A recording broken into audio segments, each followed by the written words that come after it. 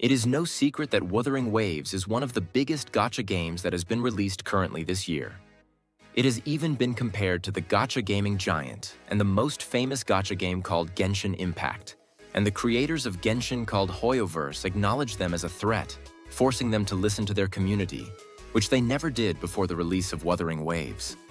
But Wuthering Waves may slowly be falling off the competition. Every month there is this gacha game revenue.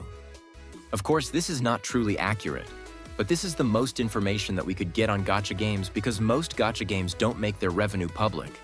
Just like how you don't post on social media how much you made this month. Looking at this list, it looks pretty normal. The most popular gacha games are racking up the biggest bucks, but there's something weird in this list. Where is Wuthering Waves? Well, it's all the way down here.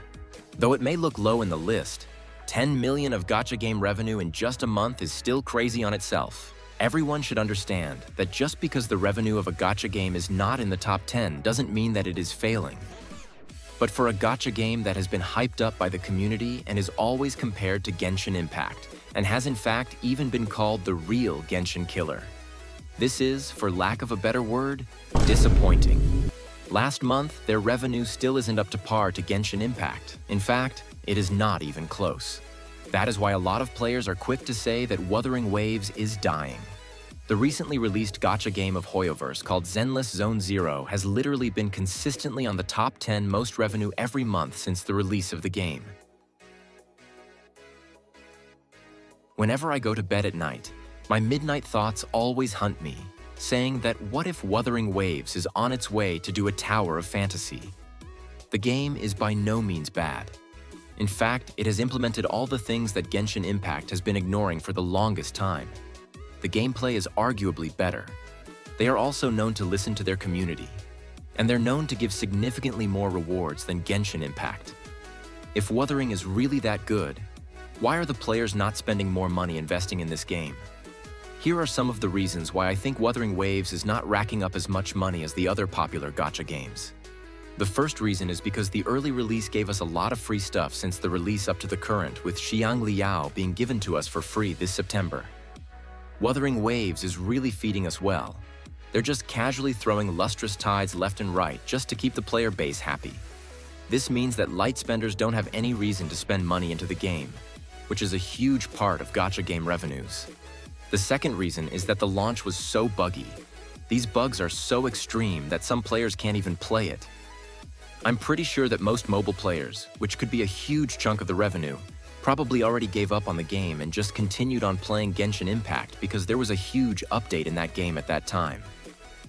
These players who left because of the buggy launch probably never bothered to even go back and try the game again. This is probably the most likely reason why the revenue is down. The third and final reason is because after the release of the game, the next banner that came after Jinshi and Changli generally has no story for us to have a significant connection to them to actually want to pull them. But does this mean that Wuthering Waves is slowly dying? This is absolutely not the case. I even think that this is the start of the uprise of Wuthering Waves. The recent update of Wuthering Waves, the Update 1.3, features Shorekeeper and Camellia, both of whom are heavy hitters in my opinion design-wise and has a heavy connection to us, and if you combo this with the good story that is receiving good feedback from the community, it means that players may come back to the game and start to spend on this banner that would most likely be very popular, especially on Camellia because everyone still remembers this scene in the story.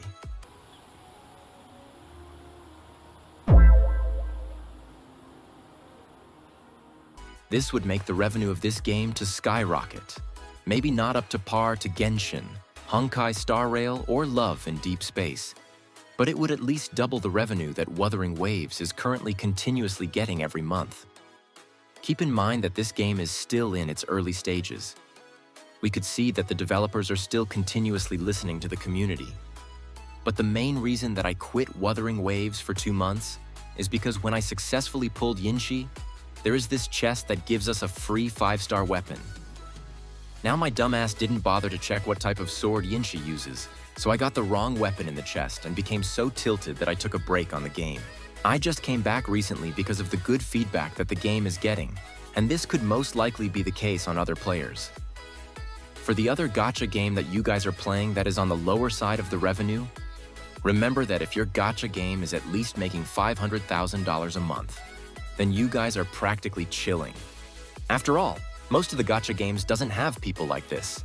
This player spent $15K US to obtain 100 Yunli Lightcone and her Eidolon 6 by doing over 10,000 pull. This dude is just throwing money at Hoyoverse's face while I'm out here grinding all of these maps for every drop of Stellar Jades that it has. If you like talking about random issues on gacha games, leave a sub. Also, leave a comment on what you think about this talk about how Wuthering Waves will fail. Personally, I think that the current patch could decide what kind of future Wuthering Waves is going to have. And looking at it, it looks very promising.